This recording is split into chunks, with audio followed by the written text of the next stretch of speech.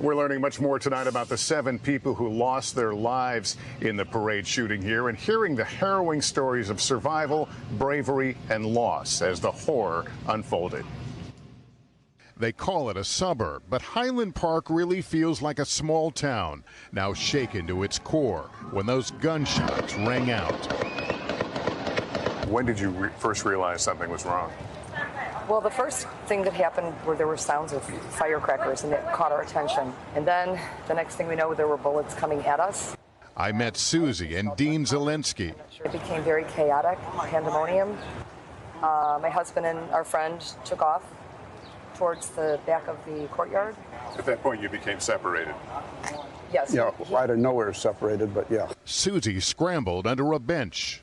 Did you see people who were hit or who needed help? There was a man who was face down, and he was white. He looked like he had no blood, and I was pretty sure he was deceased. Then she says a man appeared with a 2-year-old child. And he said, "Can you take my child, baby? Can you take her?" And I said, "Yeah, sure, give her to me." And then I took her, and I put her in between me and the cement base of the bench. He didn't know whether he'd see you again. No. He said, I have to go find my wife.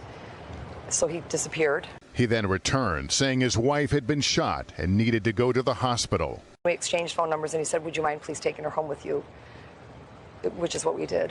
Can you imagine, you're a parent, can you imagine the process of having to give your child to a stranger under those circumstances? He was so brave. What a gut-wrenching call. Yeah. He went back into the thick of it, not knowing what's going on. To help his wife. Who was shot through the leg. They would reunite with him later. They say his wife is doing okay tonight. I also met 89-year-old Arnie Kamen. And all of a sudden we get this noise. It sounded like fireworks. Bang, bang, bang, bang, bang. Who was sitting on the curb with his family in the line of fire. He'd been shot and is now recovering. These things happen with great regularity in this country, as you know. Did you ever think it could visit Highland Park? No, I did not think it would come to Highland Park. But it did. And tonight, this close-knit community is reeling. 7 lives stolen, including Jackie Sunheim, remembered for her kindness and warmth, working as a preschool teacher at her synagogue. She had a husband and daughter. Nicholas Toledo was there with his son and nephew, watching the parade from his wheelchair when he was shot and killed. Stephen Strauss was 88. His niece posting on Facebook, "No one should die this way."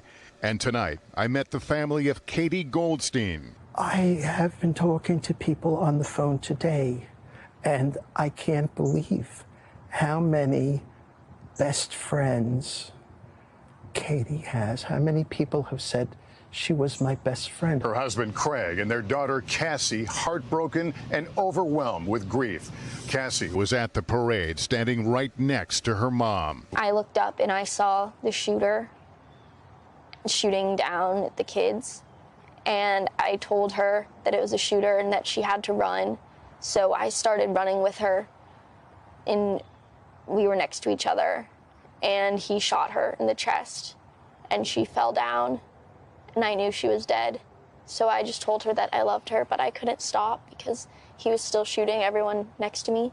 So she says when the shooting stopped, she rushed over, but her mom had already passed. What's the memory that you want to share with us about your mom? I want to share how she was before she died. She was waving to the floats. Every float that went by, she waved to them. And she was having fun. Yep. She was just a good mom. And I got 22 years with her. And I got to have 22 years with the best mom in the world. Thanks for watching our YouTube channel. Follow today's top stories and breaking news by downloading the NBC News app.